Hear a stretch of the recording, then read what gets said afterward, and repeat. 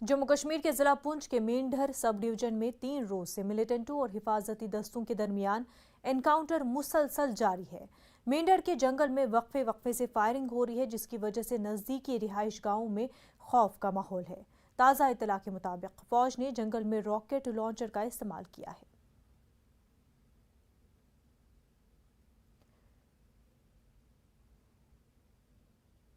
पुंछ से हमारे नुमाइंदे मुनीश शर्मा इस वक्त हमारे साथ जुड़ चुके हैं। मुनीश, 3 रोज से एनकाउंटर जारी है, अपडेट बताएं।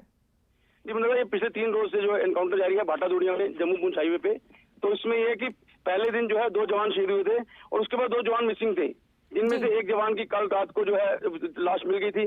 और उसके बाद आज सुबह से जो है एनकाउंटर जबरदस्त तरीके से चल रहा है और आज सुबह जो है आरएल का भी जो है इस्तेमाल किया गया है और हेलीकॉप्टर भी उस एरिया में उड़ाया गया है कि ताकि जो दहशतगर्द हैं जंगल के अंदर वो भागने ना पाए। मुनीश, क्या बताया जा रहा है कि मजीद कितना वक्त लग सकता है? मतलब इसको वक्त काफी लग सकता है क्योंकि ये जो एरिया है काफी घना जंगल है और इसके आसपास बस्ती भी है। तो सबसे बड़ी बात यह है कि जो सिक्योरिटी फोर्सेज है उनकी कोशिश है कि जो दहशतगर्द हैं वो कहीं जो है जंगल से निकलकर बस्ती में न जा पाए, इसलिए जो है बड़े सोच समझ के बड़े तरीके के साथ जो है इसको ऑपरेट किया जा रहा है। और आपको बता दें कि रात को जो है पैरा कमांडोज भी यहाँ जंगल में उतारे गए हैं ताकि किसी तरह से भी जो दहशतगर्द है उनको न्यूट्रलाइज किया जाए और इलाके को खाली करवाया जाए, क्योंकि ये जो इलाका है जम्मू पुंछ हाईवे पे है और अगर ये दहशतगर्द वहां रहते हैं तो आने वाले वक्त में ये लोगों के लिए बड़ी मुसीबत बन सकते हैं। क्योंकि पहले भी जब दहशतगर्दी का दौर था तो यहाँ पर कई हमले हुए हैं और अगर फिर से दहशतगर्द इस इलाके में अपनी जो है मजबूती बनाने में कामयाब होते हैं तो उसमें काफी नुकसान हो सकता है। मुनीश, रॉकेट लॉन्चर का इस्तेमाल किया गया है, हेलीकॉप्टर का इस्तेमाल किया जा रहा है, फोर्सेस की इजाफी तादाद भी वहां पर मौजूद है। ऐसे में क्या ट्रेन मुश्किल है? किस तरह की दिक्कतें पेश आ रही हैं? मतलब सबसे बड़ी बात है ट्रेन बहुत मुश्किल है, घना जंगल है और जंगल के बीच में जो नाले हैं, समस्या ये रहती है कि नाले जो होते हैं नाले में कई ऐसी जगह होती है जहाँ दहशतगर्द बैठ जाए तो वहां पर जो है रॉकेट लॉन्चर भी असर नहीं करता है और इसलिए फोर्सेज जो है धीरे धीरे आगे बढ़ रही है ताकि इस जंगल को पूरी तरह से साफ किया जाए और दहशतगर्दों को वहां से हलाक किया जाए। मुनीश, बेहद शुक्रिया तमाम तफसीलात के लिए। शुक्रिया सर।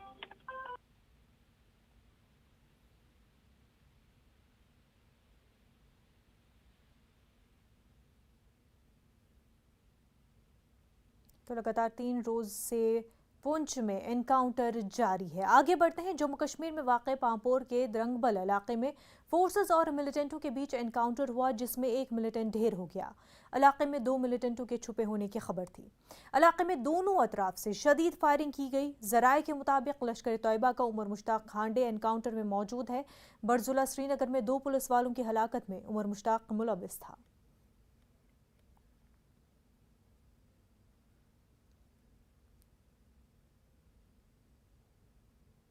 शब पांपोर के द्रंगबल इलाके में जो एनकाउंटर शुरू हुआ था वो इस वक्त भी जारी है। अभी तक जो इतलात है, इस इतलात के मुताबिक अभी तक एक मिलिटेंट की मारे जाने की खबर है। बताया जाता है कि इलाके में एक और मिलिटेंट जो है वो अभी मौजूद है।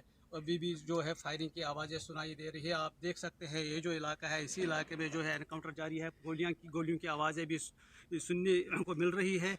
ये जो इलाका है, इस इलाके को पूरी तरह मुहासरे में लिया गया है। इस वक्त हम नेशनल हाईवे पर मौजूद है। ये जो ओल्ड शहर है, ये श्रीनगर कौमी शहर, जो ये ओल्ड शहर है, ये ट्रैफिक के नकल हमल के लिए बंद की गई है ताकि लॉ एंड ऑर्डर की जो प्रॉब्लम होती है वो ना हो। इसलिए सिक्योरिटी को तैनात किया गया है और मज़ीद जो नफरी है, नफरी को भी यहाँ तैनात किया गया है। और यहाँ जो एनकाउंटर साइट है, इस साइड से लोगों को जाने नहीं दिया जा रहा है। वहाँ से निकाला, जो भी मतलब लोग रहते हैं उनको सेफ जगहों पर निकाल दिया गया है ताकि कोई सिविलियन नुकसान ना हो। पुलिस की सुबह से ही कोशिश रही है कि जो यहाँ का बताया जाता है कि लश्कर का टॉप कमांडर है उसको सरेंडर करने का ऑफर भी दिया गया था, ताहम उसने उस ऑफर को ठुकराया है। उसके बाद जो है एनकाउंटर शुरू हुआ है। अभी भी एनकाउंटर चल रहा है, गोलियों की आवाज़ें सुनाई दे रही है और ये जो इलाका है पूरे इलाके में मुहासरा और सर्च ऑपरेशन जारी है। Saeed Manzoor, news 18 Urdu, ground zero, Drangbal, Pampore. Raipur railway station पर खड़ी ट्रेन में हुए धमाके में 4 जवान जख्मी हो गए हैं। हवालदार विकास चौहान को ज्यादा चोटें आई हैं। उनकी हालत मुस्तहकम है। उन्हें प्राइवेट अस्पताल में दाखिल कराया गया है। PRO शिव प्रसाद ने धमाके की तस्दीक की है। CRPF की 21 बटालियन के जवान स्पेशल ट्रेन से जा रहे थे। डमी कारतूस बॉक्स में रखा था, सामान डब्बे में रखे थे और धमाका हो गया।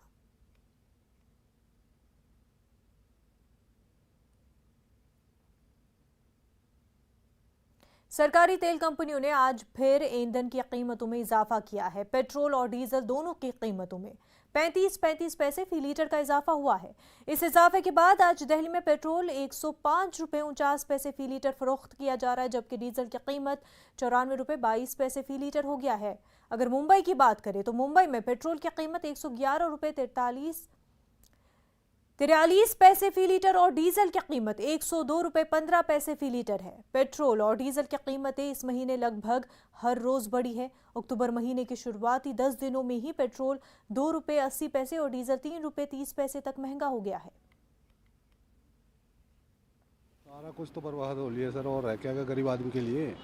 अभी पेट्रोल ही थी, थोड़ी बहुत कुछ काम कर लिए थे मिडिल क्लास आदमी, वो भी बंद हो जाएगा अब धीरे धीरे। सारा असर पड़ेगा सर, खाने की चीज़ से लेकर पेट्रोल से सारा कुछ। समझो गरीब आदमी तो वैसे नहीं मरा तो वैसे मर जाएगा, गरीबी से मर जाएगा। कुछ कोरोना ने मार दे, कुछ वैसे मर जाएगा गरीबी इसी से महंगाई से।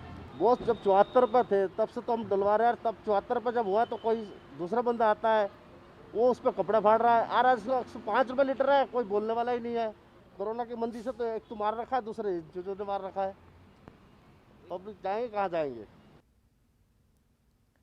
कांग्रेस में दाखिली खींचतान के बीच आज पार्टी की वर्किंग कमेटी की मीटिंग जारी है। CWC के इजलास में कई अहम उमूर पर तबादला ख्याल किया जा रहा है। इस मीटिंग में मुल्क की मौजूदा सियासी सूरत हाल, तंजीमी इंतखाबात, नए सदर के चुनाव और 5 रियासतों में होने वाले असम्बली इंतखाबात समेत मुख्तलिफ उमूर पर बातचीत हो सकती है। ख्याल रहे कि कांग्रेस के सीनियर लीडरों का बड़ा धड़ा लंबे अरसे से पार्टी में क़यादत की तब्दीली का मुतालबा कर रहा है। G23 के नाम से मशहूर इस ग्रुप के लीडर पार्टी क़यादत पर CWC का इजलास बुलाने के लिए मुसलसल दबाव भी डाल रहे थे। पार्टी के इन गैर मुतमईन लीडरों का मानना है कि कांग्रेस को एक कुल वक्ती सदर की ज़रूरत है, तभी ताकतवर हरीफ का मुकाबला किया जा सकता है।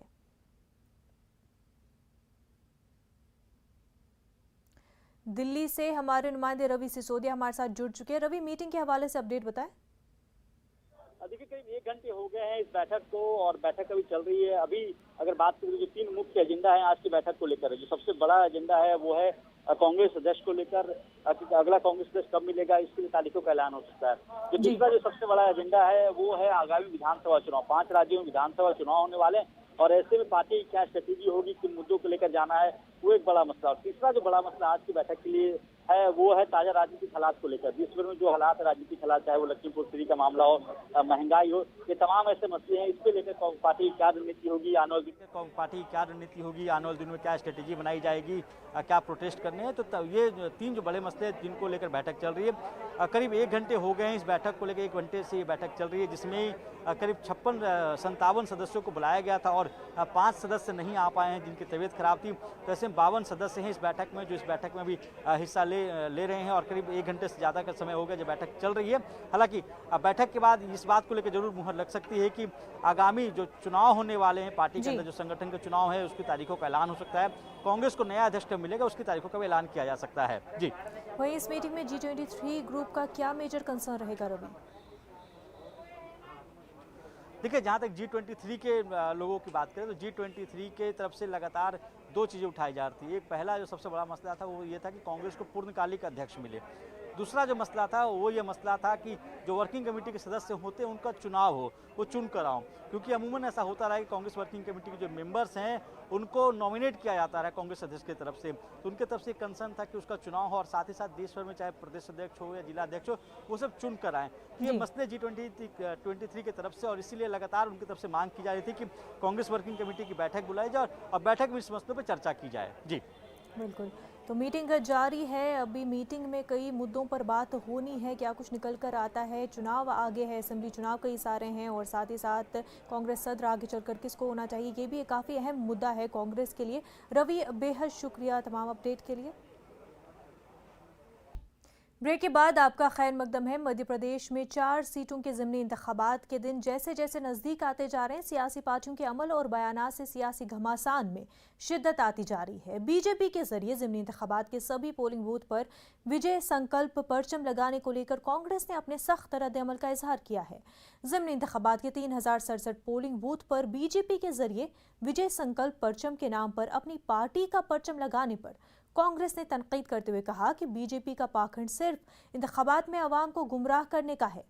कांग्रेस एमएलए आरिफ मसूद ने बीजेपी से सवाल पूछा कि जिस मुल्क में 1000 से ज्यादा किसान अपने मुतालबात को लेकर शहीद हो गया और न जाने कितने घर हुजूम तशद्दुद में बर्बाद हो गए, वो कौन से विजय संकल्प की बात कर रही है। इस मुल्क में तिरंगे से बड़ा कोई झंडा नहीं है। वहीं वज़ीर-ए-आला शिवराज सिंह का कहना है कि बीजेपी ने 4 सीटों पर कामयाबी का अहद किया है और बीजेपी का झंडा लगाया जा रहा है। बीजेपी अवाम की फलाह, लोगों की भलाई और समाज के हर तबके की भलाई के लिए। दूसरी जानिब कांग्रेस ने सिर्फ विनाश किया है। पहले 50 साल, उसके बाद 15 महीने में जो रियासत की बर्बादी हुई है वो कभी भूली नहीं जा सकती।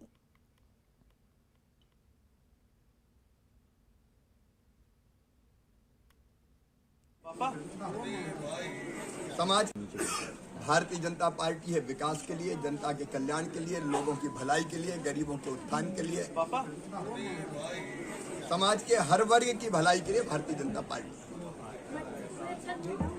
विकास के लिए भारतीय जनता पार्टी। दूसरी तरफ कांग्रेस वो है जिसने केवल विनाश किया, पहले 50 साल और बीच में 15 महीने।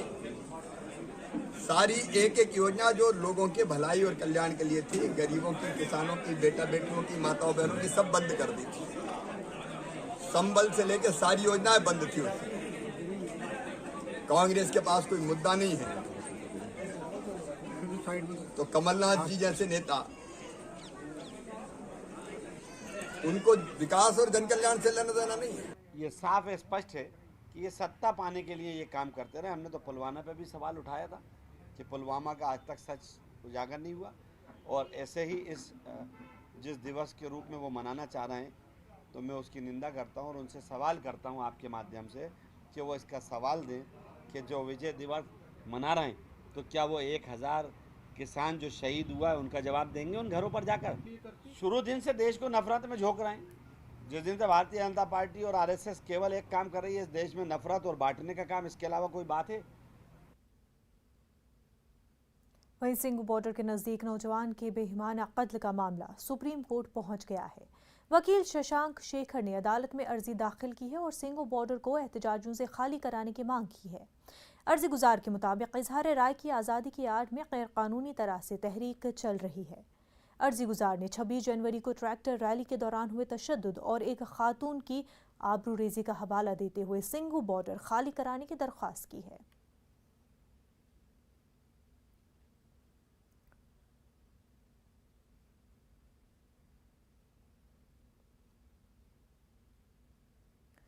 वहीं किसान लीडर राकेश टिकैत का कहना है कि निगो बॉर्डर पर कत्ल मामले से एहतजाज पर कोई असर नहीं होगा। जो भी मामला है उसकी जांच हो रही है। गलत चीज़ है, गलत चीज़ हुई है पूर्ण रूप से, और किसी आदमी ने उसकी हत्या की, उसने अपना कबूल कर लिया, पुलिस ने उसको अरेस्ट कर लिया। अब जांच होती रहेगी क्यों हुई और लोग कौन कौन थे इसमें, ये सारी जांच का सब्जेक्ट है, जांच हो जाए उसकी। आंदोलन के बीच में हो रही, भाई कोई सुसाइड कर ले, कोई घटना हो जाए, सड़क पर कुछ चल रहे हैं, आदमी एक्सीडेंट हो जाए, तो ये इसमें कर क्या सकता है कोई? ये कोई सबकी प्लान थोड़ा होता है, किसी एक आदमी की प्लान होती है। अब यहाँ पे भी आंदोलन में सुसाइड कर लिया, आत्महत्या कर ली किसी ने, तो उसका व्यक्तिगत निर्णय है ना, कोई भी चीज़ है। अदाकारा शर्लिन चोपड़ा ने राज कुंद्रा और शिल्पा शेट्टी कुंद्रा के खिलाफ मुबैना तौर पर धोखाधड़ी और जहनी हरासा करने के खिलाफ एफआईआर दर्ज करवाई है। उन्होंने अपने बयान में कहा कि राज कुंद्रा ने मुझे जिनसी हरासानी का शिकार बनाया। वहीं शर्लिन धोखाधड़ी और मुजरिमाना धमकी का भी इल्जाम लगाया। आपको बता दें कि राज कुंद्रा को पुलिस ने पोर्नोग्राफी के इल्जाम में गिरफ्तार किया है।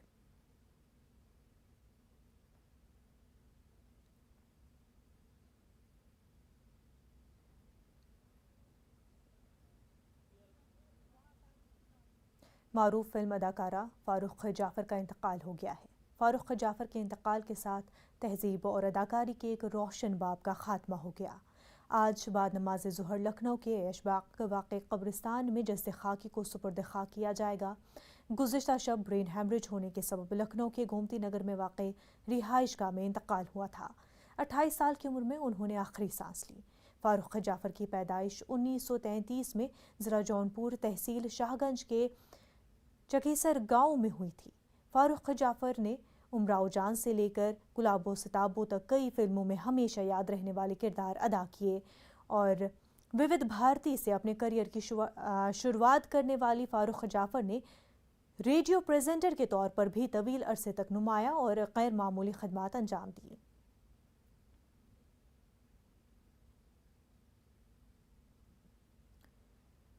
वहीं बरतानिया में हुक्मरान जमात कंजर्वेटिव पार्टी के ऐवान नुमाइंदगान के रुकन डेविड एम्स चाकू हमले में हलाक हो गए हैं।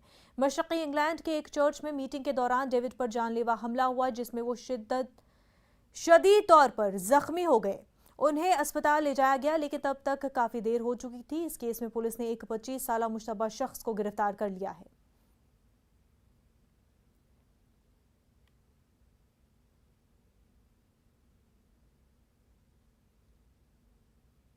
नाजरीन, बुलेटिन में फिलहाल इतना ही। हमें दीजिए इजाजत। आदाब।